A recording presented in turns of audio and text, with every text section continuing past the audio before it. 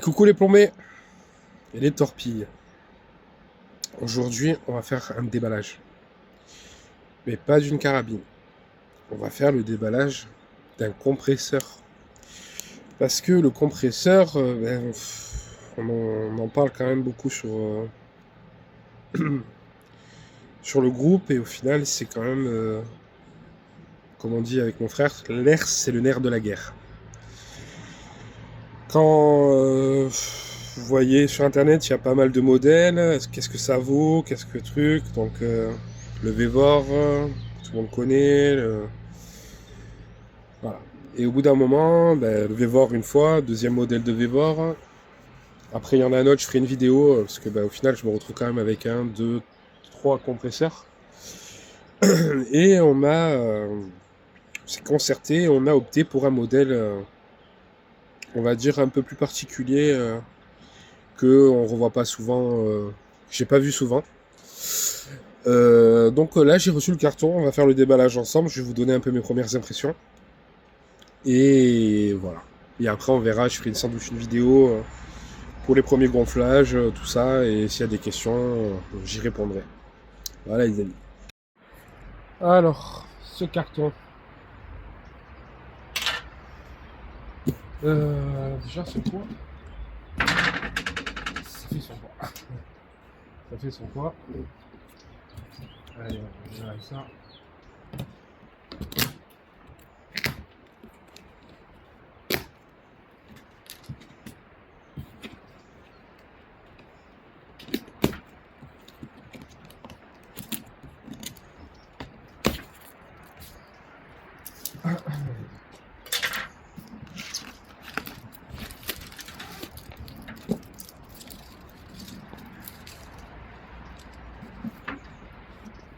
Alors, déjà bien emballé. Carton de qualité.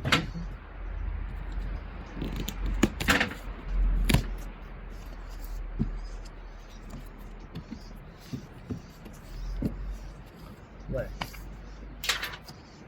Ah ouais. Pas mal, pas mal, pas mal.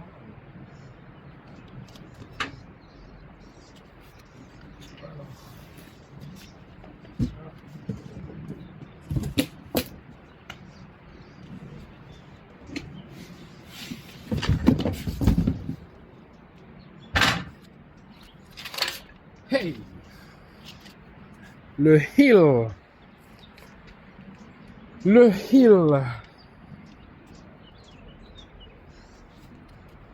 Ah ouais, ok.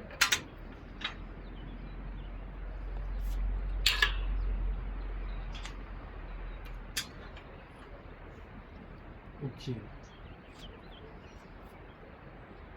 Donc, Hill EC 3000 Evo.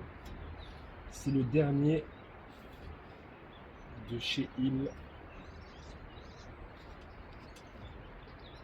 Pas mal du tout.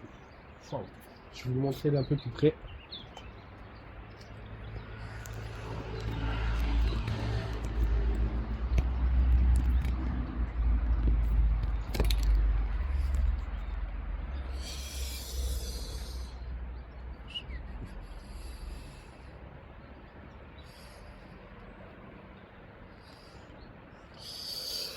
J'en viendrai un peu à expliquer certaines choses, parce qu'il y a plusieurs compartiments où on peut mettre de l'huile. Il y a un bel écran ici, petit moment ASMR.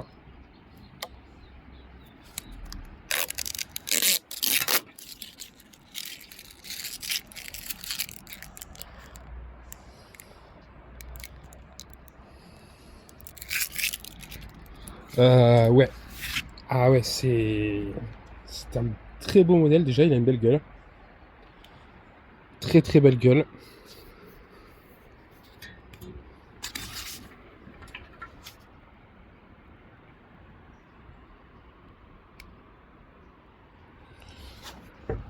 Très joli. Donc, on est sur un compresseur qui peut donc monter jusqu'à 300 bars. Je vais pas donner les autres aspects techniques pour le moment. Je vais voir un peu, on va faire les tests. et je donnerai un peu mon avis sur ce beau compresseur. Voilà les amis. Alors, je vais parler de la première mise en fonction du compresseur. Et on va faire un petit tour voilà, de ce que j'ai vu, des réglages que l'on peut faire dessus. Et voilà. Donc pour commencer, il est vendu avec deux petites fioles. Deux fioles. Une, c'est de l'huile silicone. Et une autre, c'est de l'huile qui ira pour le moteur.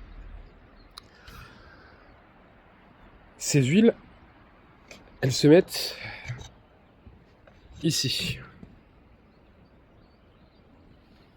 Ici, on met l'huile moteur, la rouge, et la blanche, silicone, ici. On peut voir à cet endroit qu'il y a un niveau pour l'huile moteur, et ici, un niveau pour l'huile silicone. Toutes les deux, elles ont leur petit bouchon au-dessus pour les remplir. C'est pile poil ce qu'il faut. C'est eux qui le fournissent, donc forcément, il en reste un petit peu dans celle-ci. Et dans celle-ci, il en reste quand même un peu plus pour rajouter s'il y a besoin avec le fonctionnement. Car c'est un compresseur qui fonctionne à huile, mais qui refroidit à l'air. Il n'a pas besoin d'eau pour être refroidi. Ok ?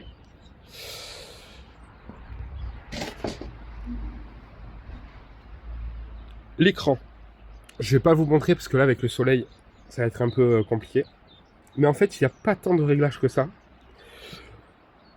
Quand il va s'allumer, il va vous demander, première chose, est-ce qu'il y a bien le bon niveau d'huile? Il vous demande, est-ce qu'il y a les bons niveaux d'huile? Vous tapez OK. Et après, derrière, vous montez la molette ou vous la descendez pour sélectionner le nombre de barres que vous voulez.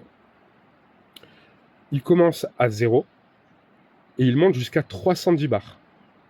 Voilà, une fois que c'est fait, une fois que vous avez sélectionné, que vous cliquez, il y a juste à recliquer, il vous demande est-ce que c'est bon, vous voulez, hop, vous recliquez une deuxième fois et c'est parti. Il va y avoir la température qui va s'afficher du compresseur et en barre à combien il est et on va voir sa progression. Je trouve ça vachement intéressant. Ici, il y a un petit manomètre qui fait le même travail, mais c'est mécanique. Donc là, on va voir l'aiguille qui va monter et descendre pour donner l'indication pour le nombre de barres que vous avez. Son embout de remplissage. Quick Connect directement sur le tuyau.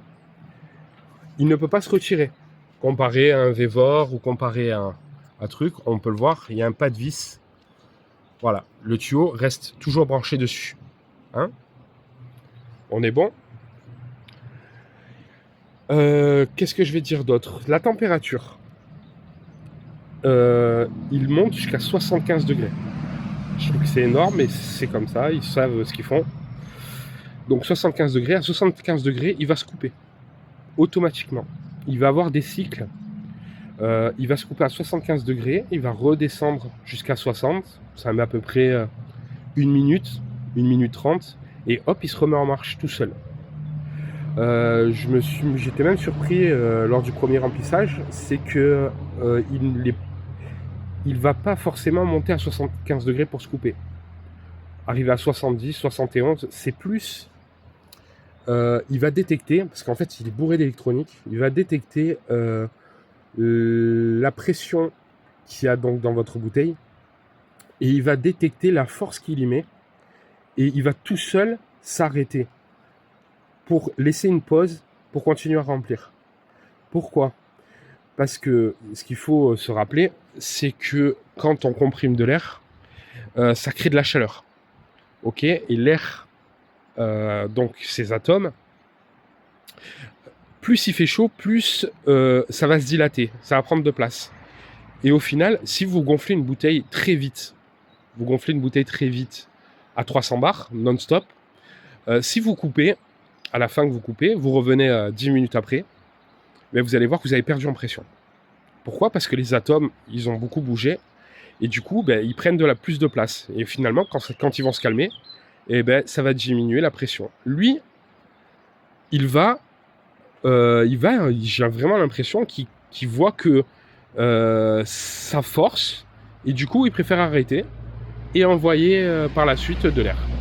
Voilà. Je trouve ça vraiment intéressant, et c'est incroyable comme c'est bourré d'électronique. Bon, bref.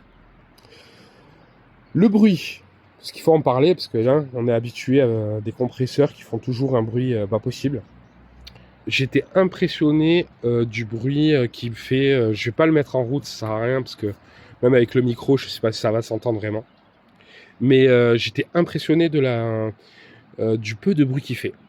On a vraiment l'impression qu'il force pas, comparé à un Vevor où ça va tac, tac, tac, tac, tac, tac, tac. Là, c'est beaucoup plus fluide. Ça tac, tac, tac, tac, tac, tac, tac, tac, tac, tac, tac, tac, tac, et très, très, très souple. On sent beaucoup plus de souplesse dans le moteur. On sent moins que ça force, justement. Qu'est-ce que je vais dire d'autre sur la première mise en marche et mon ressenti? Le ventilateur. Ventilateur, comparé, je vais toujours comparer à un Vevor, hein, là on va prendre cette base-là. Silencieux, vous êtes même obligé de vous approcher pour l'entendre, parce que voilà, c'est pas une souffleuse, c'est vraiment, ça envoie un filet d'air, juste ce qu'il faut sur le cylindre. Ok, donc ventilateur, je sais pas si on va le voir correctement, le ventilateur il est là, il va souffler sur le cylindre qui est ici. Le cylindre, le piston est à l'intérieur, qui monte, qui descend, et qui va comprimer l'air, qui va l'envoyer dans le tuyau. Donc il y a ça. Qu'est-ce que je vais vous dire d'autre dessus? Moi je voudrais parler de sa finition, parce qu'au final j'ai quand même eu quelques compresseurs devant moi, et j'ai utilisé plusieurs compresseurs. Je trouve que c'est le compresseur déjà d'un le plus beau et le mieux fini. Il n'y a pas un câble ou un fil qui dépasse son boîtier électronique. Tout est bien fermé, tout est bien isolé. Vraiment très très très très très propre. On voit que c'est des beaux matériaux. Pour vous donner de la comparaison, voilà les tuyaux que vous avez ici, les durites, on va les appeler comme ça, hein, les tuyaux qu'il y a. Ils sont en inox, tandis qu'on va comparer toujours sur un Vevor, c'est de l'aluminium. Donc très très bien fini. Ça transpire la qualité. Je vais pas m'avancer plus, hein. On va attendre un petit peu, je ferai un retour dans quelques temps. Mais très très bon ressenti première utilisation. C'est bête ce que je vais dire, mais quand je l'ai reçu, j'ai vu qu'il y avait un fond d'huile ici et ici.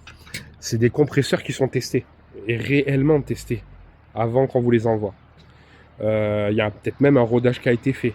Je veux dire, voilà, vous recevez un produit qui est, voilà, on va dire qui a été testé et qui marche normalement. Hein. Je vais pas toujours aller plus loin dans le truc, mais voilà, très très bon truc. Il y a le petit bouton ici pour l'éteindre et l'allumer avec son alimentation qui est ici.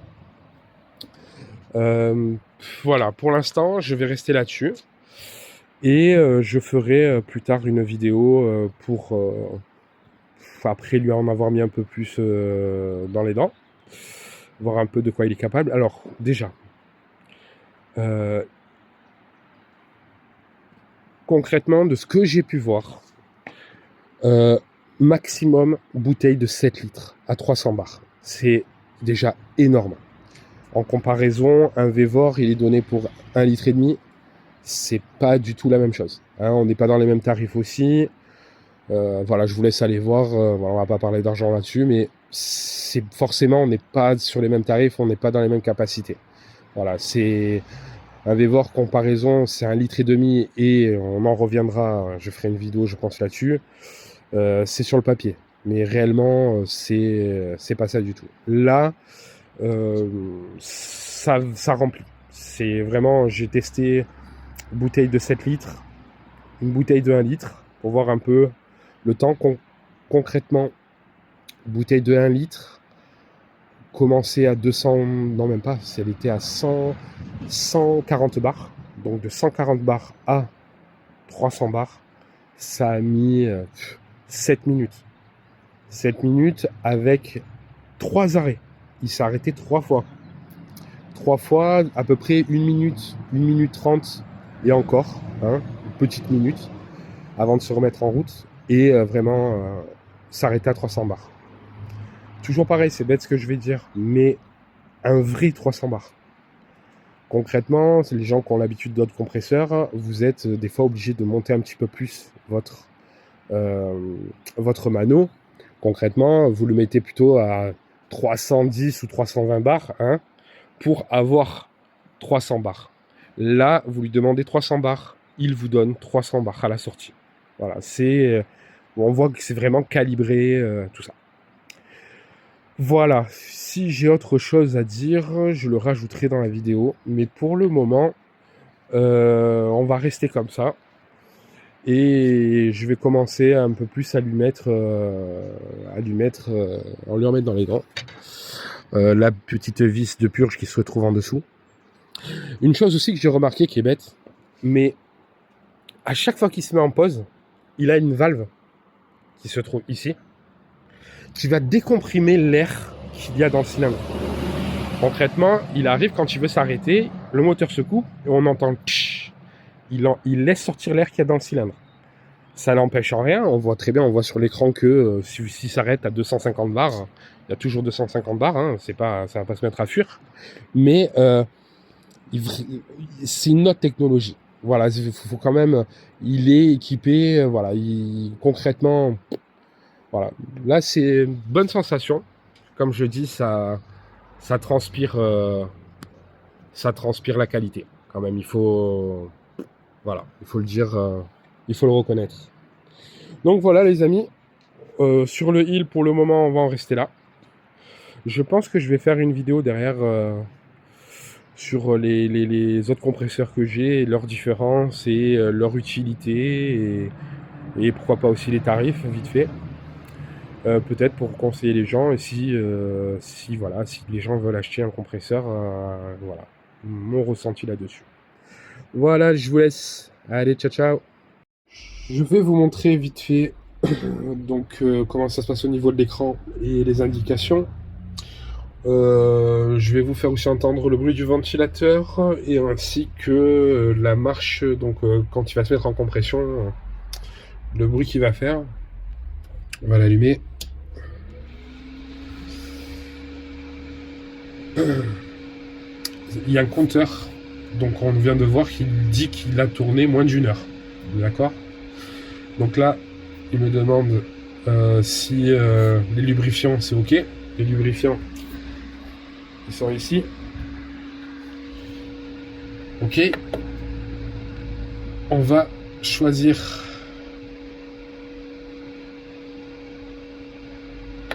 le nombre de barres que l'on veut mettre. On va remonter un peu.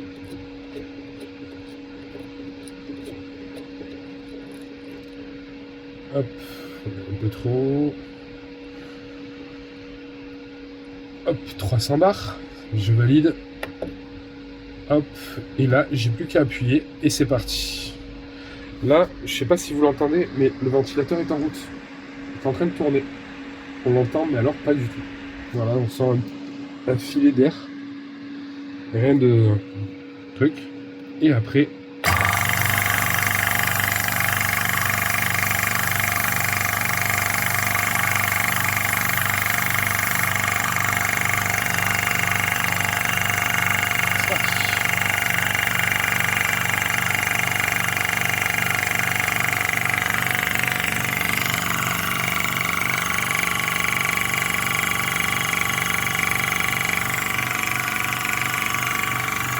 là, je suis en train de gonfler une bouteille de 1 litre qui était à 180 bars. Et du coup, ça monte.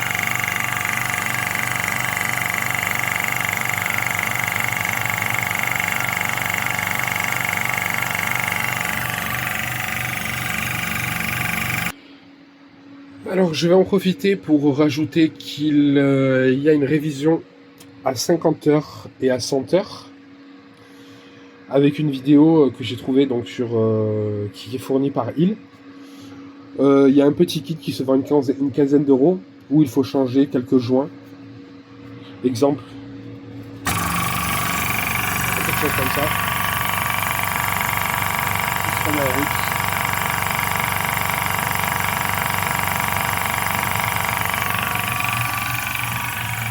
Et du coup, donc pour une quinzaine d'euros, révision 50 heures et un autre kit qui vaut une trentaine d'euros pour la révision des 100 heures. C'est quelque chose qui est réalisable par soi. Rien de compliqué, mais c'est à savoir.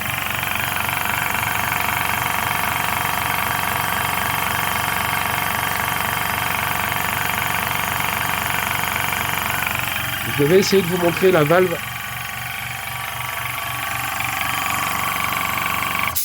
Voilà. Vous l'avez vu en direct. Cette petite valve qui décomprime. Voilà. Et il me dit qu'il est complet. Voilà les amis. On peut le voir ici. 300 bars.